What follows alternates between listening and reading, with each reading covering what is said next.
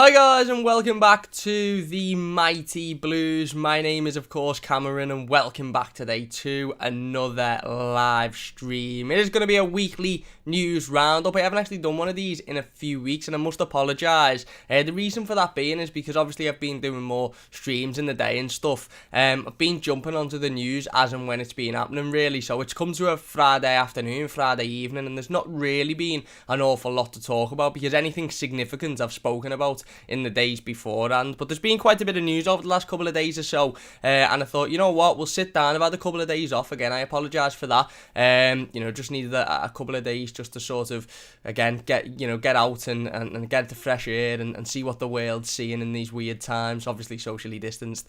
So I thought we'd sit down and just talk about the latest Everton news. Really, obviously, it's the internationals at the moment, so I've got a couple of bits of international news to talk about, and there's been a couple of transfer rumours that have been floating around the internet that everybody's been talking about, and I thought, you know what, why not join it? Why not get involved? Why not, have my 10 pence worth if you're interested in it on some of the transfer rumours that have been floating about. You may also find something different about this live stream. As you can see, I've got a little bit of a different background, a little bit of a green screen background. Let me know if you like that. Been meaning to get the green screen involved for quite some time now, and I've just tried to figure out how to get it incorporated and looking good, and I found this background that Joe had kindly made me a few weeks or months back rather, and I just thought, you know what, we'll give it a go, we'll throw it in there and we'll see how people enjoy it. So yeah, quite a bit of news to get into today. There is some transfer rumours that are coming out of Italy regarding Napoli defender Kalidou Koulibaly and Inter Milan forward Lautaro Martínez. There is also a little bit of news on injuries. There's some stuff on Josh King as well, so I thought, you know what, Friday morning, I hope you've all have had a fantastic week. If you haven't, at least it's over now and we can look forward to the weekend, and I hope you all have a fantastic weekend. And I thought we could sit down and we could just talk about the latest Everton news. Why not? We haven't done a weekly news roundup in a while. We haven't done a live stream in a few days as well. I hope you all have enjoyed the podcast. The latest episode of the Park End podcast, episode number 5, is now up. It was with Steve Hornby, who you might know from the TheMightyBlues YouTube channel. So if you haven't checked that out, I would mean a great deal if you could check that out. And also don't forget, this video is being sponsored by the Football News 365 app. You can check out the app in the description down below. It's free to download on iOS, Apple, Android, all of that good stuff. It keeps you up to date with all of your latest Everton news, predictions, fixtures, scores, Premier League table, all of that good stuff, and it massively helps out the channel as well if you could use that link in the description. Anyway, let's get straight into the news. A couple of people in the live comments. Kev says Koulibaly, love it. Well, again, we'll get into the Koulibaly stuff a little bit later on in the live stream, and I'll give my, like I said, I'll give my 10 pence worth as to why I think, we really shouldn't be taking notice of these types of transfer rumours. But, we'll get into that. Mozza says, alright Cam, how's 6? Come on, you Blues. Right, Mozza, I'm all good, mate. Hope you're doing well. Jonathan says, would love Lautaro. Me too, mate. But, let's face it, it's not going to happen, is he? Lautaro Martínez is one of the best strikers in world football. He's currently playing for the side in Italy who are top of the league, and I think 6 points clear with a game in hand on AC Milan, who are in second. Inter Milan are doing well in Europe as well. They're a fantastic team, but we'll get on to that. Mozza says, looks cool. Nal says, background's good. Cheers, mate. Kev says, I keep saying Koulibaly, hope it's going to happen. Eugene says, Hammer's back in training. We're going to talk about that as well. And Mozza says, looks like the 3 at the back next season if we get Koulibaly. Well, we'll talk about that a little bit later on in the stream. But let's get straight into the latest Everton news anyway. We'll start with Dominic Calvert-Lewin. Dominic Calvert-Lewin started for England last night in their win against San Marino. He managed to bag himself 2 goals in the 5-0 win. He scored the second goal, which was a great header, really nice ball in. I think it was from Reece James, and Dominic Calvert-Lewin got on the end of it to head it in, and then he also scored the 4th goal, the first goal of the second half. Again, it was a nice ball by Chilwell, a really good ball in from Jesse Lingard, and Dominic Calvert-Lewin was in the right place at the right time, and he just simply doesn't miss those opportunities. I actually read the commentary, I can't remember on which app it was, but somebody had tweeted the commentary about Dominic Calvert-Lewin's second goal, and it basically said, it's, you couldn't miss that, it's a simple tap-in, it's a tap-in of all tap-ins. It's actually not. If you watch the replay of the goal, yes, it's a really good ball in by Jesse Lingard, and yes, you expect Dominic Calvert-Lewin to score in those situations, but it's still a ball that's fizzed in at quite some speed, and Dominic Calvert-Lewin has to sort his feet out and guide it into the bottom corner, and he does it really well. And then, look, I can't lie, He went off, I think, on the 63rd minute, so he couldn't get his hat-trick, and then I pretty much just stopped. The game was on, but I just wasn't really invested in it anymore, to be honest with you, because Dominic Calvert-Lewin obviously was the only Everton player. So fantastic night for Dominic Calvert-Lewin. I think Ollie Watkins also come on and scored his first England goal in his debut, but Dominic Calvert-Lewin getting 2 goals for England, which is absolutely fantastic news. Earlier on in the afternoon, Tom Davies and Ben Godfrey had started for England under-21s in their game against Switzerland. I believe they were beaten 1-0. Ben Godfrey had an interview after it and said how everybody needs to stick together and they need to bounce back as a team. So unfortunate for Ben Godfrey and Tom Davies. There's a solid argument there that both of those players, certainly Ben Godfrey, should be playing in the England first team, never mind the England under-21s. But again, a fabulous night for Dominic Calvert-Lewin, and look, you'd expect Dominic Calvert-Lewin to turn up in those types of games and score goals. They were coming up against, I think, the side that were statistically the worst team in the world or something like that in terms of the FIFA rankings. They're ranked below everybody else. Obviously every time England played them, it's about 6-7, 8-0, something like that. I don't see the point in it, if I'm being perfectly honest with you, but fair play to San Marino. They've worked themselves. They've worked hard to get in that position to fight for qualification for the World Cup. Look, I've got a lot of issues about this upcoming World Cup that maybe we'll get into talking about on a later stream or a later video or something. We're not going to talk about them here. But again, when I seen Dominic Calvert-Lewin starting up front, I thought this would be a good opportunity for him to get himself a couple of goals. I don't know how much football he's going to play over the next couple of games. Obviously, Harry Kane didn't feature at all last night. He's still got to come on and play his fair share. So we mightn't see Dominic Calvert-Lewin starting for England again between now and the end of this international break. Hopefully we do, because you'd like to think a striker that turns up and scores 2 goals would get another opportunity before the end of the break. But if he doesn't, then those 2 goals will give him a lot of confidence coming into the back end of the season, and a really, really important point in the season for Everton Football Club. The main thing for me with this international break, I won't be watching many of the games, but the main thing for me is that we don't pick up injuries. The last thing we'd have needed yesterday is Dominic Calvert-Lewin going off on the 60th minute because he'd picked up an injury or something, because that's just not what we need whatsoever. So as long as every Everton player that's gone away with their international squads and sides comes back healthy and injury free and fit, then I'll be happy with that, and obviously it'll give Dom a massive confidence boost that he's managed to score another couple of goals. I think it's 4 goals in 6 games for Dominic Calvert-Lewin. Now he's having an absolutely exceptional season, and that'll give him a confidence boost to hopefully turn up in the remaining games of the season for Everton and put that type of performance in. He tweeted out after the game that it's always his proudest moment scoring for his country, and it might have winded up a couple of Evertonians. Look, I don't think we need to take any notice to that whatsoever. This is a young lad who hasn't grown up an Evertonian, who's grown up in Sheffield, and his dream would have been A, probably playing in the Premier League, and B, playing for his national team, and he's now doing both of those and scoring goals for his national team. So the fact Dominic Calvert-Lewin comes out and says his proudest moment is scoring for England didn't bother me whatsoever. In fact, I just felt even more proud of him, to be honest with you, because this is a lad who's worked his absolute cojones off for the last 2, 3, 4 years to become a top level Premier League striker. I remember when we signed Dominic Calvert-Lewin. Let's not even going before that far back. Let's go a year back. I remember a year ago, before Carlo Ancelotti come into Everton, there was still a lot of Evertonians that were convinced that Dominic Calvert-Lewin wasn't a good enough striker to play in the Premier League. Never mind play for an Everton team who were challenging in the Premier League. A lot of Evertonians thought Dominic Calvert-Lewin should have been playing in the Championship. Fast forward a year and he's scoring goals for his country. I think he's on 22, 23 goals this season for club and country. Let alone if you go back 2 or 3 years when he wasn't getting in the right areas. He wasn't a massive aerial presence. He's worked so hard, Dominic Calvert-Lewin, and I think the credit goes down to himself, to be honest. Yes, we can sit here and talk about how big of an impact Duncan Ferguson's had on his career. We can talk about how big of an impact Carlo Ancelotti has had on his career. But ultimately, the reason Dominic Calvert-Lewin is playing for England, the reason Dominic Calvert-Lewin is scoring goals consistently, the reason he's had a really good season is down to himself, because he's worked hard, he's got his head down, he's fought, he's battled, he's looked at the things he needs to improve on, and he's improved on them. He's listened to constructive criticism. He hasn't gone, oh, well, you can't tell me that I need to improve on my positioning in the box. He's gone, actually, yeah, I probably do need to improve on my positioning in the box, so I'll improve on that, I'll work at that. And, he's turned into a real top-level striker. Has he got some way to improve? Yes, but in a way, that's a positive, because you're looking at this Dominic Calvert-Lewin. If we were looking at this Dominic Calvert-Lewin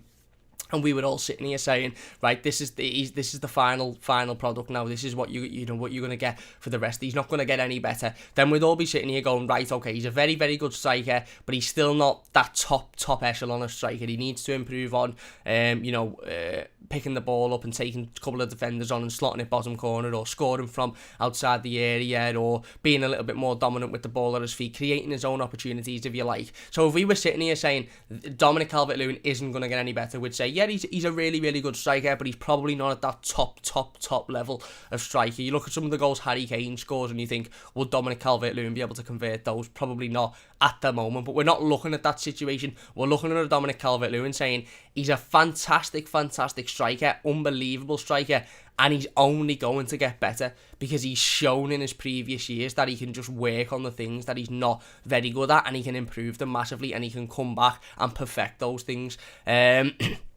So I've got every faith and trust that Dominic Calvert-Lewin will become one of the best strikers in world football over the next year or so, because I think he's going to go away in the summer and improve on on what he needs to improve on. And there is things he needs to improve on. Let's not paper over the cracks. There's a couple of things he needs to massively improve on, but he's also a top level striker, and those 2 goals last night for England will give him the world of confidence and will mean the world to him. And to be honest, I'm just absolutely made up that he turned up there and he was given that opportunity, because like I said, it'll do him massive amounts of confidence, which is obviously fantastic for him. So yeah, brilliant to see Dominic Calvert-Lewin on the score sheet a couple of times last night for England, albeit against San Marino, who we know aren't very good, let's be honest with you. But again, still, it doesn't matter. Like I said, if I was going out there for Everton and we were playing Dave's under 12s, if I scored for Everton, just to be able to say I've scored for Everton Football Club would mean the world to me. Doesn't matter who I'm playing against, doesn't matter what the situation is, doesn't matter if it's a friendly, it'd mean the absolute world to me. I'm not really the same with England because I don't have that affiliation with England, but I appreciate the affiliation that Dominic Calvert-Lewin has with England, so I appreciate how much that it means to him to score goals like that. He won't care who the opponent is, he won't care who he's playing against,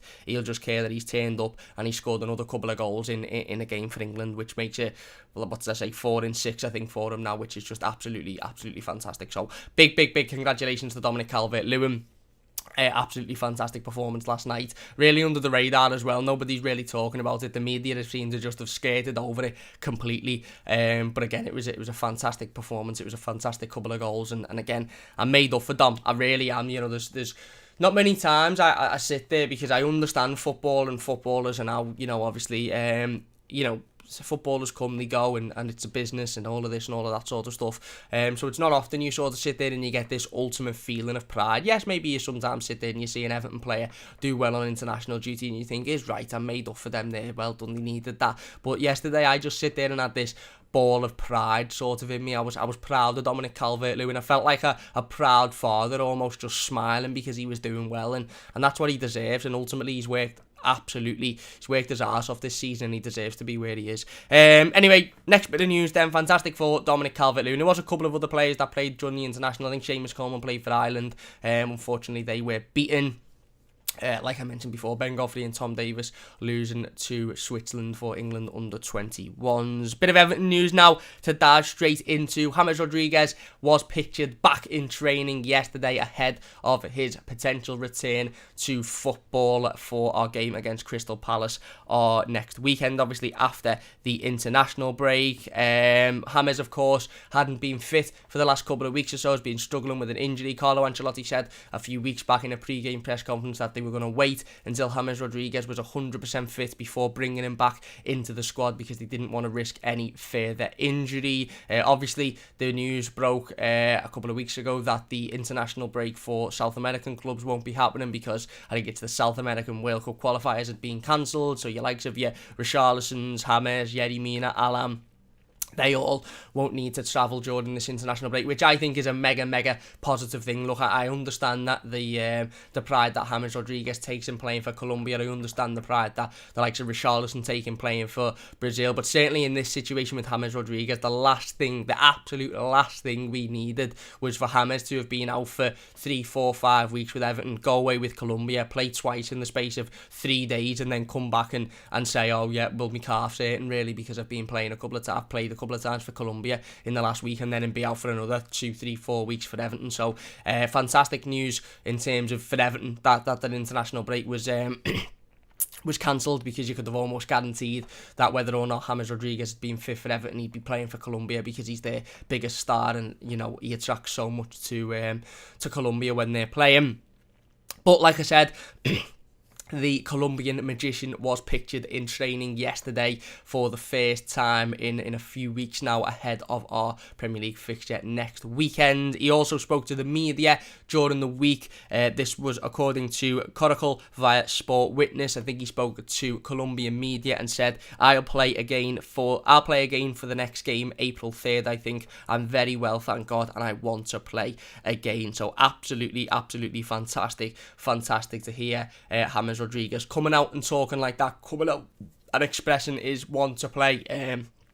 There's been a couple of ridiculous rumours floating about recently regarding James Rodriguez and him not wanting to play for Everton and him not wanting to be here. There was another rumour that floated around which was just absolutely mental, which we'll briefly touch on in a moment. I don't want to talk about it too much, but we'll briefly touch on it in a moment. But there has been a couple of rumours that are stating that James, doesn't want to be here and he wants to move in the summer and he's not fit and he doesn't want to play, etc. So it's fantastic to hear him come out and say, look, I'm fit now and I really want to play. And basically the reason I wasn't playing is because I wasn't fit. If you're enjoying the stream, by the way, please do hit that like button. It only takes a second. 20 people currently watching. If you could get the likes to 10, that would mean a great deal to me. If you're new to the channel, don't forget to subscribe as well. If you could share the stream, try and get as many people involved as possible, that would mean a great deal to me. Let me know your thoughts on the background as well, the green screen. Do you like it? Is it cool? Is it savvy? Shall I just get rid of it and show me bunk bed again? Let me know your thoughts on it. And if you do like it, then hopefully we'll get a couple of more green screen backgrounds as well to go in. I've just noticed that this thing below me is meant to be a desk, and I'm actually floating above the desk at the moment, which isn't very good. Let me try and fix that. There you go. I think that's about right. We'll go with that anyway. We'll go with that. But yeah, fantastic to hear James Rodriguez and see James Rodriguez back in training. I suppose he's been training for a week or so at Finch Farm, probably individually, probably in the gym, etc. Brilliant to see him pictured yesterday with Carlo Ancelotti and with a big smile on his face as well. I think that was what was needed for us Evertonians, especially with some of the rumours that have gone around, is just to see James Rodriguez with a ball at his feet, with Everton gear on, with a smile on his face, and it was absolutely fantastic to see that. Like I said, there's been a few rumours that have floated about on a certain messaging application over the last couple of days or so, and a reason to say a certain messaging application is because there's not actually anything to do with that app, so I don't want to name its name and give it a bad. I know I haven't got the power to do anything like this, but I don't want to mention its name because I don't want to give it a bad reputation, because it's actually nothing to do with this messaging application. It just so happens that every time something like this comes up, it always seems to be on this app, but the app itself is actually quite decent and I use it every day just for regular chat. But there's been a couple of rumours, one regarding Bramley-Moore dock, which some absolutely, I don't know, some person obviously who felt like they had nothing else to do with their day has woken up and thought, you know what, I'm going to make this big massive rumour regarding Bramley-Moore dock and the corruption that's being going on currently, or the stuff that's been going on with Liverpool City Council again. I'm not really clued up on it, to be honest. I don't get involved with politics. I'm not really interested in all of that. But anyway, there was a rumour at first which was that, the Bramley-Moore build is going to be scrapped and all of Everton's board are getting arrested, including Robert Elkston. There's no such person as Robert Elkston. His name is Robert Elston, and B, he hasn't been a member of Everton's board for about 2.5 years, so again, that's really hard to believe. And then there was just this big long rumour. I read it and thought, yeah, don't believe anything you read on WhatsApp whatsoever. I've just mentioned the app there. I must stress that WhatsApp is a fantastic app and I use it every day, and there's nothing wrong with that. It just so happens that every time you see one of these stupid messages, they always happen to come through on that app. But I suppose the best bit of news we can talk about with Bramley-Moore is ignore those silly messages. There's been a couple of journalists, I think The Echo have reported on it, I think The Athletic have reported on it as well, is to state that no matter what's going on with Liverpool City Council at the moment and the issues regarding that, Everton have sort of are happy that won't have any effect on Bramley-Moore dock, and the government's decision as to whether or not to give the planning permission or go ahead for Bramley-Moore dock won't be, in connection with what's going on currently in Liverpool Liverpool City Council with all of the stuff that's going on. That won't be a joint decision, it'll be separate, and Everton are still confident that the building of Bramley-Moore dock and the process won't be delayed whatsoever, and it'll actually be able to go ahead as normal, even despite what's going on at the moment. So that's the best bit of news I suppose we could hope for, is that Everton expect the Bramley-Moore build to go ahead as normal without any issues and without any sort of involvement with what's going on at the moment, and that is massively positive. But yeah, like I said, there was a couple of messages that were floating about. One was regarding Bramley-Moore, which was sort of, again, I don't want to say believable, but you read it and you sort of think it's not believable, it's a load of crap, but with what's going on at the moment you could see why people believe it. And then one was regarding James Rodriguez, which was just absolutely mental. I'm not going to go into detail about it, but basically it was if you haven't read it, go online and read it, and you'll probably have yourself a little bit of a laugh. It was basically a big conspiracy that James Rodriguez is never going to play for Everton ever again. So I think, again, that's another reason as to why it was good that Everton come out and posted pictures of him insane yesterday and looking happy and basically, showing that he's ready to get back and to play again. Because, it was quite the message. Let's just say that it was quite the message, and yeah, I think again, like I said, it was needed. To be honest with you, it was needed for us to come out and for Everton to come out and say, look, here's James Rodriguez. He's back insane and he's ready to go again. He's fit, and everything will be all good to go in the next sort of few days or so. This is coming from Radio City News. Acting Mayor Wendy Simon on why the news about Liverpool City Council shouldn't affect the Bramley-Moore Stadium project. Wendy Simons is reassuring Everton fans that yesterday's damning report on Liverpool City Council planning department shouldn't affect the building of Bramley-Moore Dock Stadium. There's been another couple of reports and rumours, like I said, another couple of journalists saying that the stuff with Liverpool City Council won't affect Bramley-Moore whatsoever. Everything should still go ahead as is planned, and there'll be nothing sort of involvement in that. So yeah, hopefully that's a bit of good news. Like I said, what I would say is anything you read on certain applications that don't seem legit whatsoever and that seem like they're just a complete and utter load of crap that somebody's made up, they more often than not are a complete and utter load of crap that somebody's made up, so don't pay any attention to them. It's basically what I'm trying to say. James Rodriguez, the only news surrounding James Rodriguez, the only real news surrounding James Rodriguez is that he's back. He has spoken to Colombian media as to state that he will play again in the next game, April 3rd. He's very, very well and he wants to play again.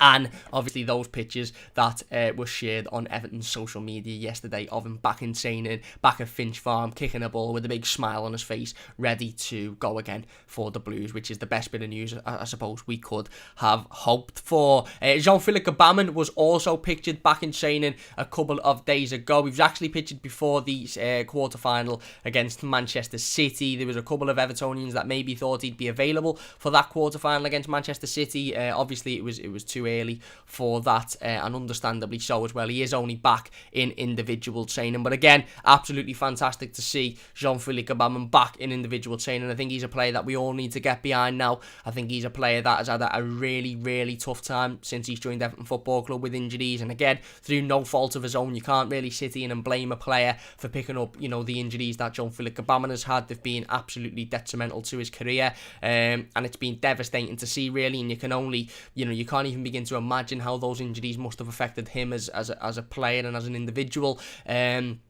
So to see him back at USM Finch Farm again with the full Everton gear on, with a big smile on his face, doing some individual work, it makes it, it puts a smile on your face, doesn't it? It really, really does, because there's this running joke about who is Jean-Philippe Gbamin and will he ever return and who even is he? And as much as, I understand that's a laugh and I understand it's people just having a little joke about, you'd have to think about how this has affected Jean-Philippe Gbamin. Look, it's affected Everton because we signed a 20 or 30 odd million pound player who hasn't been able to play for 2.5 years. But this lad's come into Everton Football Club wanting to play in the best league in the world, wanting to prove himself, wanting to continue his Everton career. And it's so easy to say, yeah, but Cammy's been sitting on the at home watching us getting 60, 70, 80 grand a week. It's so easy to go straight for the money sort of situation and say, there's nothing wrong with him. He's sitting off. He's not even having to play football. He's on 80 grand a week. Do we really think Jean-Philippe Gbamin wants to sit in his house 24/7, regardless of how much money he's on? Do we really think he wants wants to do that. He's a professional footballer. He wants to play football. He wants to get out there.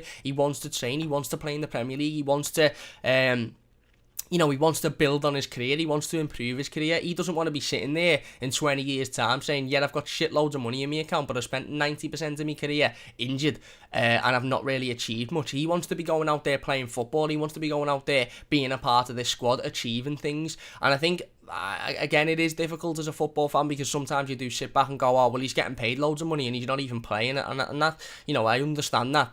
Footballers are paid ridiculous amounts of money and there's not a chance they should be paid that much. But, again, it's not Jean-Philippe Gbamin's fault he's paid a lot of money. It's not Jean-Philippe Gbamin's fault that, he's sitting injured and he's at home. It's not like he's sitting there saying, I don't want to play for Everton. I'm fully fit, but I don't want to play. I want to sit at home and I don't want to do anything. He wants to play. He come in 2.5 years ago, or 3 years ago, whatever it is, wanting to have an impact on this Everton team, and he hasn't been able to do that through injury. So absolutely fantastic to see him back in training, and absolutely fantastic to see him with a smile on his face.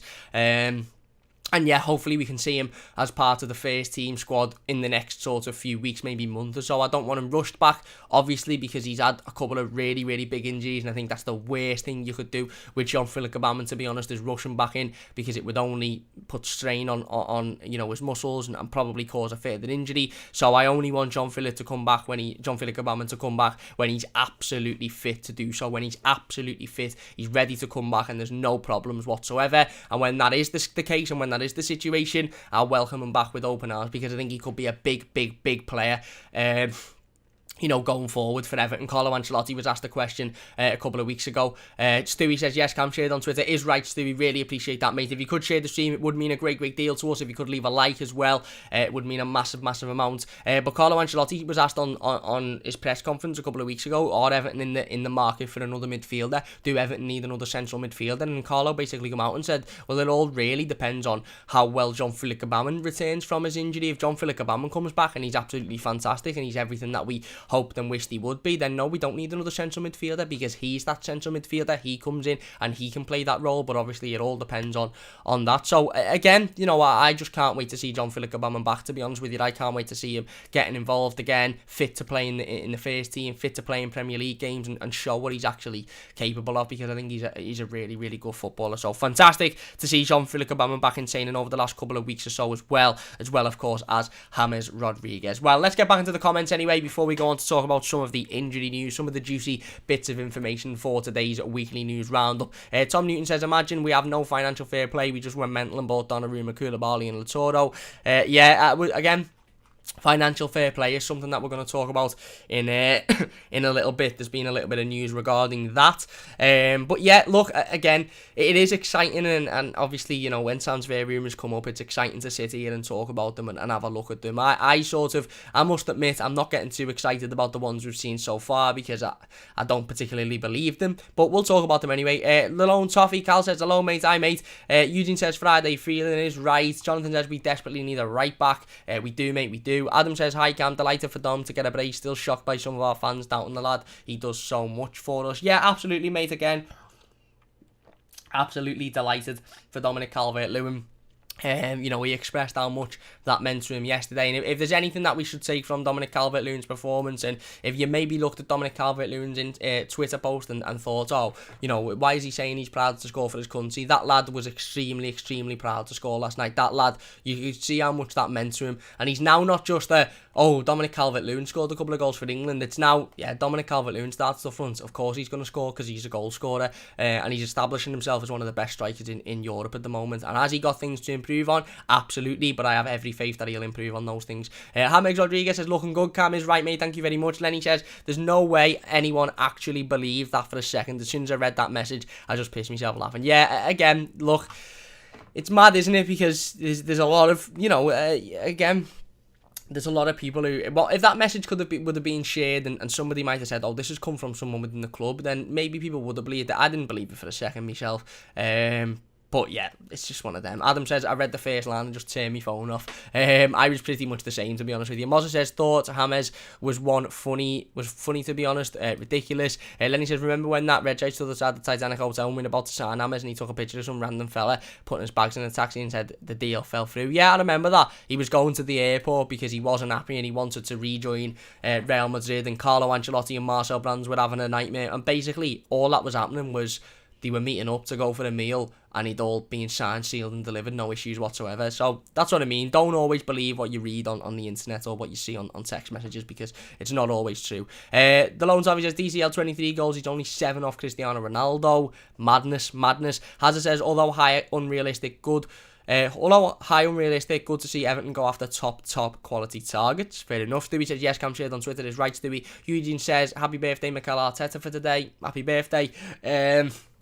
Lone Toffee says, we could not ever drop DCL. His whole game has improved. It has massively. Joe says, if Koulibaly does sign, Cam, do you think we'll have to let go of one of our current centre-backs? If so, who? I think if Koulibaly did sign, which, don't get me wrong, I don't think he will, which we'll talk about in a second. Sorry to piss on anyone's chips, but I don't think he will. But if Koulibaly did sign, I think we probably would sell one of either Michael Keane or Yerry Mina, to be honest with you. Sorry, that's just my computer making some sort of noise in the background.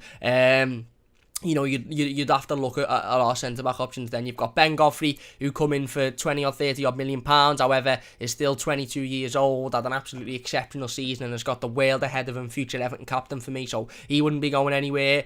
You've got Mason Holgate, who maybe would leave, but again, probably wouldn't bring in as much money as, the other two would. And then you've got Yerry Mina and Michael Keane, two 30 million pound centre-halves. And if you're bringing in another 30, 40, 50 million pound centre-half with the option, with the idea for them to play week in, week out, then yeah, it probably will be one of Mina and Keane. But I don't think that's going to happen personally. But yeah, I'd say one of those two if it come to it. The Lone Toffee says he got no mention yet. Lingard has a world-class performance. James is beautiful as a man. Imagine him as a woman. Yeah, he's just a beautiful person. Adam says Holgate will go. Justin says background looks quality. He is right, Justin. Thank you very much, mate. And Stewie says, I've got to go. I'll watch the rest later. Have a good weekend, everyone. Cheers, Stewie. Really appreciate that, mate. It is right. Thank you very much for getting involved. Anyway, let's get on to some of the transfer rumours then. That's why we're all here. That's what the title of the live stream says. That's what we all want to talk about. We all want to know. There's a couple of transfer rumours regarding outgoings as well for Everton players to leave the football club, but we'll talk about the ones regarding Kalidou Koulibaly and Lautaro Martínez first. So this is according to Calcio Mercato, who I believe are a Italian sort of journalist group or Italian newspaper, whichever it is. They're Italian members of the media, put it that way. And they first come out and said Everton will look to Serie A this summer transfer window as the club see the financial turmoil in Italy as an opportunity to get high-value players for lower prices. Everton have assured Carlo Ancelotti money to invest in the squad. Now, I read that and I thought, yeah, that's believable. Maybe the Italian league or clubs in Italy are struggling at the moment financially, and it wouldn't surprise me if Everton, obviously having Carlo Ancelotti as an Italian manager, Carlo Ancelotti coming from Italy, already signing the likes of Alan, who obviously come from the Italian league, it wouldn't surprise me if Everton did go in for players in the Serie A this summer. But then the next sort of paragraph underneath it, an article underneath it read, Napoli defender Kalidou Koulibaly is top of Ancelotti's wish list, but he is also deeply interested in Juventus midfielder Adrian Rabiot of Juventus and Inter Milan forward Lautaro Martínez. Now, I sort of read this and I sort of thought, right, okay, Everton are interested in maybe going into the Italian market this summer. Right, believable. I'm not too sure what the current situation is in terms of the Italian market with what's going on monetary-wise, but according to Calcio Mercato, who I believe are an Italian journalist, they're saying that, it's turmoil was the word that they used. So basically they're saying that you'll be able to get high-value players for a lot lesser price because clubs are needing the money at the moment. Now, that's believable. Is it believable that Everton will go into the Serie A and try and sign some top-quality players for lower prices because of what's going on currently? Yes, it is believable. Carlo Ancelotti, like I've just mentioned, an Italian manager. The way in which Everton are playing at the moment is very similar to an Italian style of football. Obviously, we signed Alan in the summer from Napoli. Carlo Ancelotti previously worked at Napoli, so that wouldn't surprise me whatsoever. Do I think that Everton are going to sign Kalidou Koulibaly and Lautaro Martínez?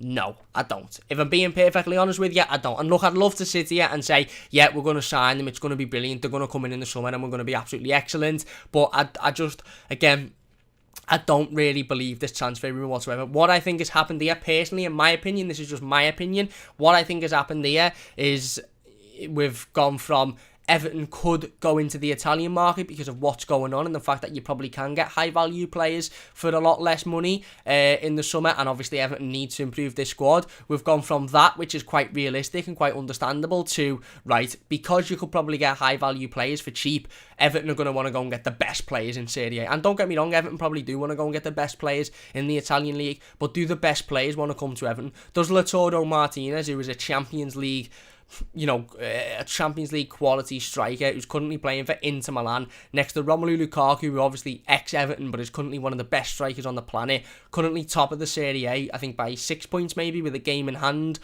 looking like they're going to go on and win the Italian league and then be playing Champions League football next season. Does Lautaro Martínez, who not only all of that, by the way, but for me is one of the best young strikers in world football and could go and play for Barcelona, Real Madrid, PSG, anybody he wanted to. It's not like we're talking about a lad who has peaked at Inter Milan and is doing really well there, but let's be honest, isn't going to get a move elsewhere. Lautaro Martínez could very, very easily get a move to one of the Madrid clubs, Barcelona, PSG, Manchester City, anybody. He's a top quality striker. Is he going to come to Everton Football Club in the summer? Let's be honest, probably not. Could we bid and might Inter Milan go, you know what, maybe we could do with taking this money? Potentially, yeah. But is Lautaro Martínez, certainly if Everton don't get Europe, by the way, if we finish in the Europa League, then maybe some of these players are, maybe they are realistic. Adrian Rabiot, I think, is a realistic option. I think he's a realistic target. He was a player we were heavily linked with in January. We were heavily linked with him last summer when Carlo Ancelotti first came in and it was his first summer transfer window. Is that a possibility? Yes. Is Kalidou Koulibaly a possibility? Potentially. We'll talk about him in a second. Is Lautaro Martínez a possibility? No, for me. No, because I just think this is a lad who again is a top quality striker and he could have his pick of any team in world football, put it that way, in my opinion. This is a lad who is really good, and like I said, again, currently playing up front for Inter Milan. He's been absolutely fantastic there. He's scoring goals frequently and they're currently top of the league and look like they're going to go on and win that league if they can keep it up. He's 23 years old as well. 23-year-old striker. Began his career for Racing Club in 2015. Currently plays for Inter Milan and the Argentinian national team. Let's try and get his stats up for this season. He's contracted there until 2023. On transfer market, his current worth is £63 million. And this season, he's had 27 games. He scored 14 goals and 8 assists. So hasn't had his best of seasons. Of course, but again, still an absolutely top talented player. 6 appearances in the Champions League, 1 goal, and again, like I said, 23 years old. This is a lad with a massive future ahead of him. And I'm not sitting here saying Everton shouldn't go for these types of players. I'm not sitting here saying Everton should be put off by the quality of players. I want Everton to go for the best players on the planet. I want Everton to phone up the best of the best and say, do you want to come and play under Carlo Ancelotti at Everton Football Club? I'm sick of this mentality that has gone on throughout the years of this football club, where we've almost looked at players and gone, no, they won't come to us, so we won't even bother trying. I want Everton to try. I want Everton to phone up these players and go, look, you mightn't come to us, but you want to come. And if they laugh down the phone and put the phone down and go no, then you just go to the next in line. You don't start at your number 10 target because you think the top 9 are too out of reach and they're not going to come. You start at number 1, and even if you get laughed at by number 1 to 9, at least you can say you've had a go and you've tried to bring them in. And then you get to number 10 and you can say, right, we've signed whoever number 10 target is. But that's because the other 9 ahead of him, I've laughed it off, not because we haven't bothered having trying for the other 9 ahead of him because we're worried about what they might say. No, you go for number 1 and then you work your way down. Who knows, number 2 target might sit there and go, actually, you know what, I wouldn't mind playing in the Premier League, I wouldn't mind playing for Carlo Ancelotti, I wouldn't mind coming and challenging myself, and then you've got a top quality striker. So do I want Everton to go after Lautaro Martínez? If that's who Everton are targeting, absolutely. Phone Inter Milan, phone Lautaro Martínez, phone his agent, phone whoever you need and say, does your agent, does your client, do you want to come and play for Everton Football Club?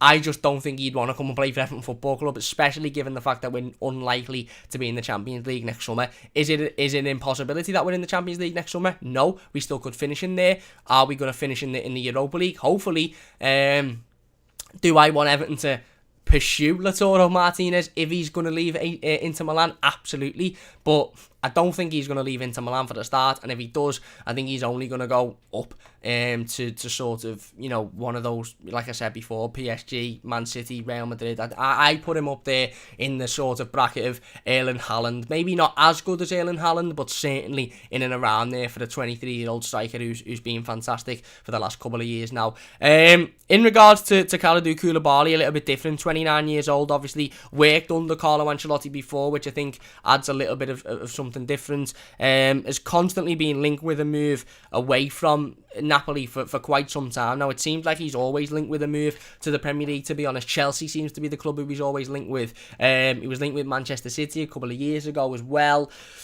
Again, I think this is a lot more realistic than the Lautaro Martínez rumour, to be perfectly honest with you, because I can see Kalidou Koulibaly, 29 years old, maybe wanting to challenge himself in the Premier League now before his best years come to an end. Obviously, he's worked under Carlo Ancelotti before. I think they've got a good relationship from the time at Napoli. But for the lad, I look at the Koulibaly situation, and I had this conversation on Twitter. I don't think it'll happen, but let's say Koulibaly said, I want to join Everton, and Everton said, I want to buy Koulibaly. Would I be happy with that? Yes, I would be happy with it, because ultimately he's one of the best centre-halves in world football. He's a fantastic centre-back, and he would almost certainly improve our defence. But I asked myself this question, and I'm asking everybody else watching the live comments, or if you're watching a YouTube video, let me know your thoughts. If you're enjoying this team, by the way, please do hit that like button. Don't forget to share. Don't forget to subscribe. I'm asking everyone sort of the same question as well as myself. Do we desperately need another centre-back? I don't think we do. If you were to say to me, Cam, Everton are going to be a Premier League winning team next season, do you need another centre-back? I'd say, yeah, we do. Because we need to stop conceding as many goals as we do. Our goal difference is really, really poor. But let's be honest, Everton aren't going to be a Premier League winning team next season. And is there other areas on this pitch that we could do with spending 40, 50, 60 million pounds on ahead of centre-half? For me, yes, there is. Right back being absolutely one of them. Right winger being one of them. Ball carrying creative midfielder being another one.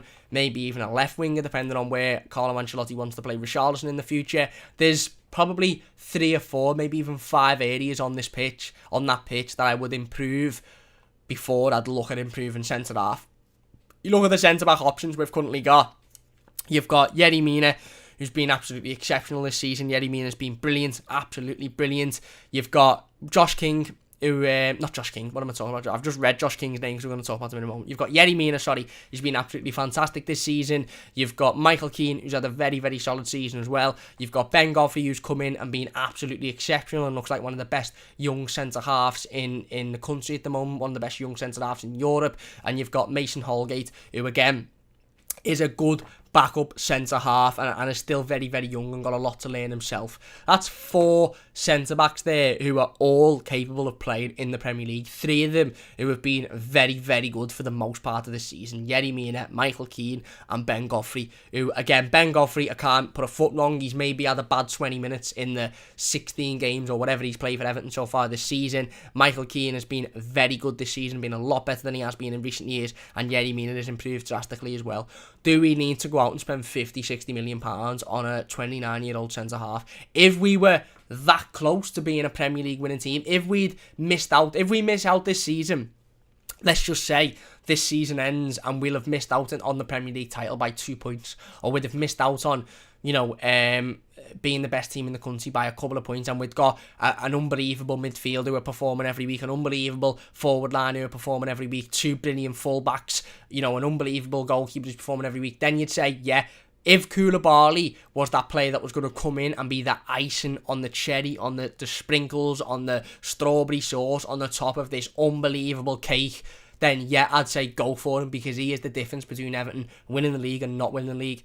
I don't think we're in that situation at the moment. Could Kalidou Koulibaly be the difference in Everton playing in the Champions League and not playing in the Champions League? Potentially he could be. But I think if you sign Koulibaly and he comes in, yes, he assures the defence up. Yes, he brings, an element of something that we don't have already, a top quality, world-class centre-half. But we've already got really good centre-halves, and he still doesn't solve the issue with the fact that we haven't got a first-team right-back who's good enough going forward. We haven't got a ball-carrying midfielder who's good enough. We're still playing players in that centre of the midfield who aren't good enough going forward. We haven't got a right winger, a natural right winger, who can come in. We're playing James Rodriguez out of his natural position. So, again, I just don't think he's a necessity. Would he improve this squad? Absolutely. And would we be better with him in? Absolutely. But I don't think he solves all of our issues. And I honestly, I look at it this way, put it this way. For me personally, I think Koulibaly, 29 years old, very, very good centre-half, world-class centre-half. He'll come in and he'll shore up the defence. We might finish a couple of positions above where we need to finish, where we want to finish. Brilliant.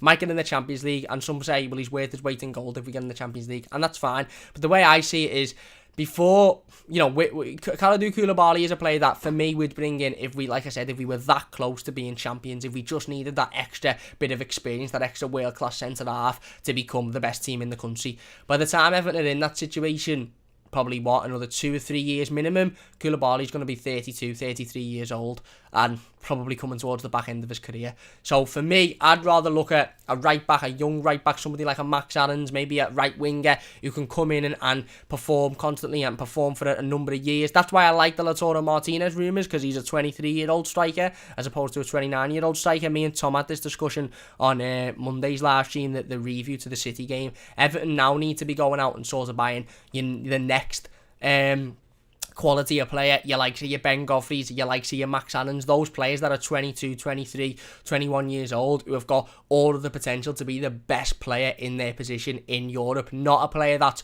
29, 30 years old, who, okay, is very, very good at the moment, but is going to be coming into an Everton side that needs improving elsewhere. And by the time that those improvements are being made elsewhere, said player is going to be 32, 33 years old and probably coming towards the end of his career. So, again, it's a difficult one. Would I take Kalidou Koulibaly? Look, he's a world-class centre-back and he would definitely improve Everton, but I don't think he's a necessity at the moment. I think he cost an amount that we could invest better in other positions. I think he's, like I said, again, his age isn't massively favoured, and I understand that some would say who cares about his age. If he comes in and improves us, then it doesn't matter, and that's fair enough. But like I said, I just think we could spend the money elsewhere, and I also think you're then looking at the rest of the centre-back options and you think, well, who plays? Because let's be honest, Kalidou Koulibaly comes into Everton, he starts week in, week out because he's coming in for a big fee. Who plays next to him? Is it Ben Godfrey? Because it should be, because he's been exceptional this season, but then you're leaving Yerry Mina out, who's been brilliant, but then you're leaving Michael Keane out, who's been brilliant, and then you're having to sell one of those two players. So I don't think Carlo Ancelotti's priority in the summer will be a centre-back, if I'm being honest with you. I think his priority will be a right-back, I think it'll be probably another central midfielder, and I think it'll be a right winger before we even look at a centre-back, because I think unless one of Godfrey, Mina and Keane, unless one of those three come out and say, I don't want to be here, I want to go out and I want to go and play for somebody else, then yes, we probably will bring another centre-back in, and it might be Koulibaly if one of those three wants to leave the football club. But if all three of those players are happy, I think Carlo Ancelotti will be happy with the centre-back options, to be perfectly honest with you. And then the other option is obviously is Adrien Rabiot. Again, I've got me issues surrounding him and whether or not we should bring him in. I think it's more of a solid transfer rumour, to be honest with you. I think it's more realistic than the other two. But again, we'll have to wait and see. He's more realistic because I think he plays in a position that Everton will target more than they will centre half, and he's obviously a player that's been heavily linked with Carlo Ancelotti before, and I think played under Carlo Ancelotti as well. So there you go. They're the latest on that. Again, all come from Calcio Mercato, who are you can again. I don't believe everything I read, put it that way. Do I think Everton might go into the Serie A in the Italian market this summer? Yes, potentially. Do I think two of those three players that we're after will sign? That the report states that we're after will sign? I don't, personally. I think Rabiot's the only realistic one out of those two. Maybe Koulibaly, depending on the situation, but I still don't think we'll sign him either. So, there you go. That's the latest transfer rumours regarding that. Let me know your thoughts in the comment section down below. Must stress, Cal, if you're still watching, I won't be much longer. I've got a video scheduled in with Cal in about 5 or 10 minutes or so. It was 11 o'clock, so I apologise, Cal, if you're watching. I won't be much longer, and then we'll jump straight onto that one.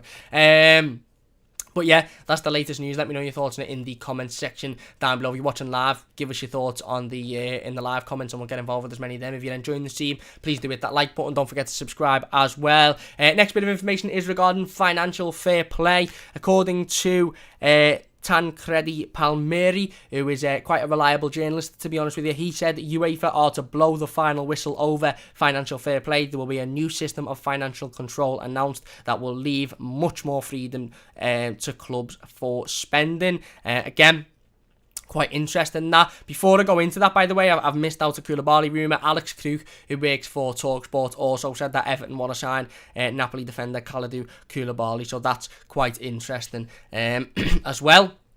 Maybe Carlo Ancelotti does want to go out and sign a centre-half. Maybe Carlo Ancelotti does believe that Kalidou Koulibaly can be the difference between Everton finishing in the Europa League and the Champions League. And maybe he can be. I just think we need more elsewhere on the pitch. But anyway, there you go. Latest on financial fair play, looks to have the final whistle blown on it by UEFA, which would leave clubs much more freedom in terms of spending. Again, for me, it would be fantastic news.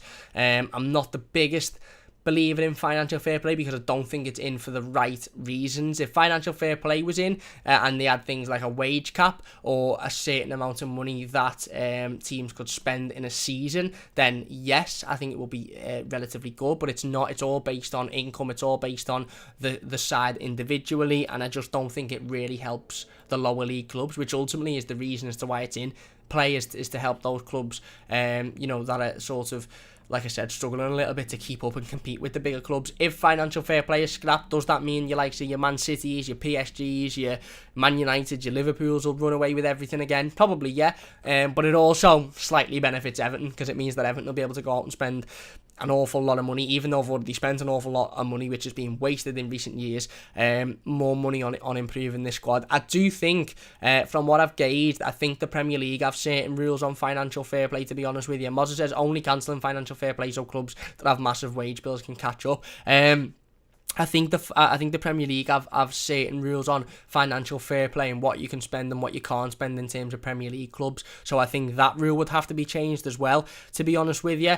I don't just think UEFA scrapping FFP would be, it'd be like a free-for-all for Premier League clubs. Then I don't think Everton would be able to go out and spend £800 million in the summer. I do think the Premier League have certain rules which prohibit that sort of spending and keep everyone sort of intact. So the Premier League would have to sort of change their rules as well, I think. But look, I've never really been a fan of financial fair play, to be honest with you. I think, again, it's sound for a Manchester City or a Man United, for example, who are bringing in hundreds of millions of pounds in merchandise and tourist sort of tickets and stuff like that every year, so they can afford to go out and spend millions of pounds on players because of that.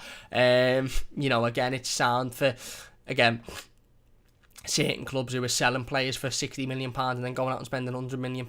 It doesn't really help those lower league clubs who aren't selling players for much money and don't have that international sort of international incest, if you like, that clubs like Man United and Liverpool have. But again, look, I think if it is scrapped, then I think the Premier League will end up putting something in place anyway to make it a little bit more fairer. But it's interesting. It's an interesting bit of news. Hopefully it will allow, if it does happen and if the Premier League do relax their rules, maybe Everton will be able to spend a little bit more money this summer, than we would have originally expected. But again, we'll just have to wait and see for that one. It's still sort of in talks at the moment. It's still not completely confirmed, so it's still something that I think we're going to have to wait on, to be honest with you. Let's get into the comments then. Mozza says, Holgate for me, unfortunately. You says Premier League fixtures for the 2021 season confirmed. Yeah, I think the season starts on the 14th of August this summer. So again, the regular time obviously started in September last year because of COVID and what was going on. Mozza says Declan Rice my dream signing for next season. I'd love him, mate, but I think he's going to Chelsea, if I'm being completely honest with you. Falcon Blues TV says, great stuff, Cam, keep it up, mate, thank you very much, really appreciate that, lads. Wayne says, Cam, good morning, Cam, loving the new green screen. Is right, mate, thank you very much, Wayne. B.O. says, love the new designs, cheers, mate. Tom Newton says, in all seriousness, we need to sign young dynamic players at right back, centre back and a winger. Then if any big names like Koulibaly will be a bonus. Yeah, exactly, you've got to build the nucleus. Me and Tom spoke about this the other day. You've got to bring the nucleus of the squad. I want a Ben Godfrey style player, if you like, in every position. I want a Ben Godfrey at centre half, I want a Ben Godfrey at right back, I want a Ben Godfrey at midfield, I want a Ben Godfrey up front. And by that I mean a young, up-and-coming player with his future ahead of him, with all of the ambition in the world, who wants to get his head down and wants to work hard, and also is extremely, extremely talented. Then if you've got one of those types of players in every position on the pitch, then you go out and you buy the 29-year-old experienced Champions League, quality centre-halves and forwards who can add that little bit of something extra into this squad, because you've already got the nucleus there. That's just my opinion anyway. Eugene says, would you take Max Aarons from Norwich in the summer? I would. Stevie says, I'd rather see us buying a world-class right-back and a right winger, also a centre midfield if Gbamin doesn't do out. Yeah, fair enough. Lone Toffee says, James Rodriguez is the greatest footballer of all time. Pan out, he says, about Gbamin. Yeah, I agree, Stevie, I agree. John says, even if Gbamin does well, I'd like another midfielder and sell Delph. Look, I think Delph will leave in the summer, to be honest with you. Ian says, to be honest, I was underwhelmed with Aarons last night in the under-21s. Yeah, I don't think it was a great game by any... I didn't watch it, but from what I've read, I don't think it was a great game. I know they lost 1-0. But I think Max Aarons is a top player and also got a massive future ahead of him. Eugene says, I think Everton need to sign a new goalkeeper in the summer transfer window because Robin Olsen is leaving. Well, we don't know that yet. There has been rumours surrounding Robin Olsen. Wasn't actually on the agenda for today, but we may as well briefly talk about him. There have been rumours surrounding Robin Olsen's future and whether or not he will stay at Everton Football Club. I think there was one rumour as the state that Valencia are interested in him and he may potentially go and play in the Spanish League. I think the difference with the situation with Robin Olsen, obviously, is that 2 or 3 months ago, Robin Olsen come out and said he's happy at Everton, he wants to stay at Everton. I think he said he's sick of moving around, he's sick of constantly moving his family. They're settled in Liverpool and he want to stay at Everton Football Club. Carlo Ancelotti come out and said they're working hard to sign Robin Olsen on a permanent deal. Then obviously all of the stuff personally happened with the break-in and stuff, and now there's rumours coming out as to state that he wants to leave and he's not very happy and he wants to go and play in Spain.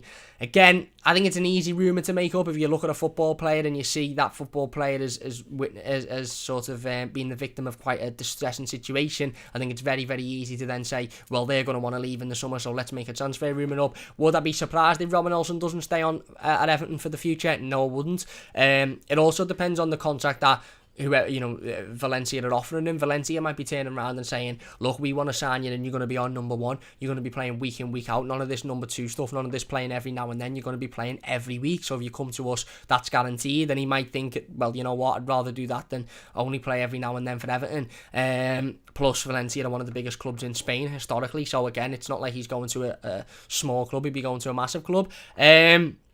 But again, I think if Robin Olsen doesn't sign on a permanent, we need to go out and sign a goalkeeper on a permanent deal that's good enough to challenge Jordan Pickford. Because let's be honest, Robin Olsen's come in last summer, he's challenged Jordan Pickford and he's upped Jordan Pickford's game. Jordan Pickford has been much, much better because of the fact that he's actually had an international level, good quality goalkeeper sort of up his backside, if you like, challenging him for his space. He's not had a goalkeeper that he looks back and goes, oh yeah, he's 35, he's got, he's not coming on, or he's only 16, 17, he's not going to challenge me.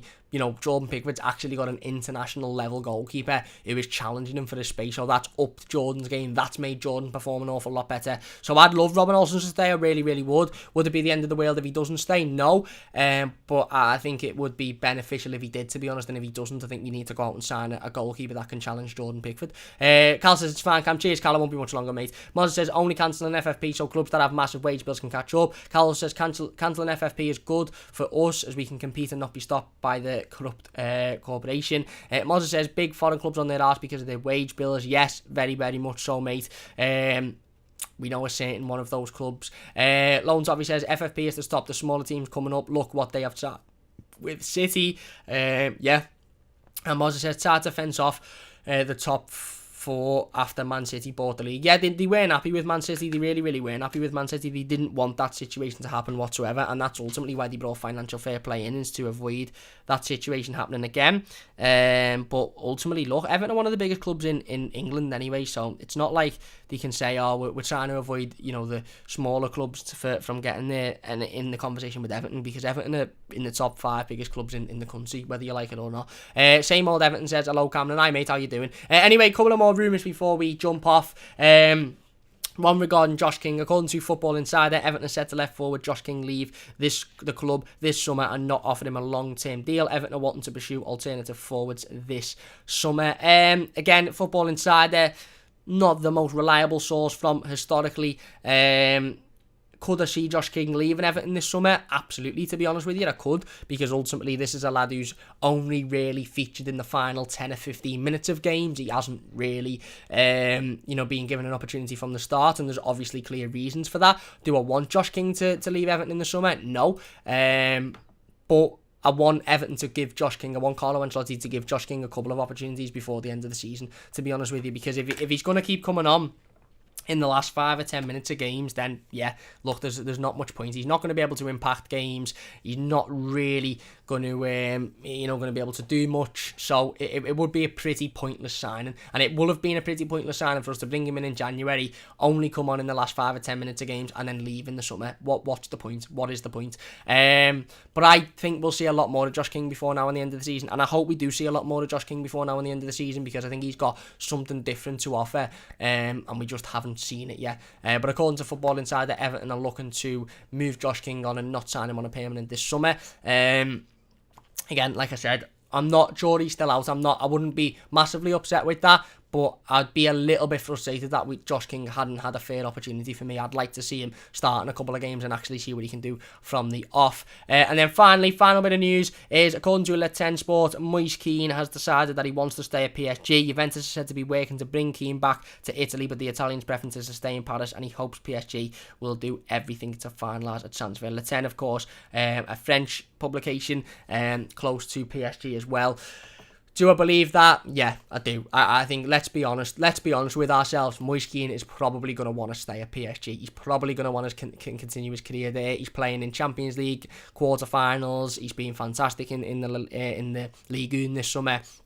And he's playing next to your likes of Kylian Mbappe, Neymar, and all of those level of players. We've spoke about Moise Kean a number of times on the channel. And it wouldn't surprise me whatsoever if he wanted to stay at PSG. It really, really wouldn't. As long as Everton get a decent bid and a bid that warrants a 20-year-old striker who scored 16, 17 goals this season, and that bid for me is upwards of £60 million, then that's all well and good.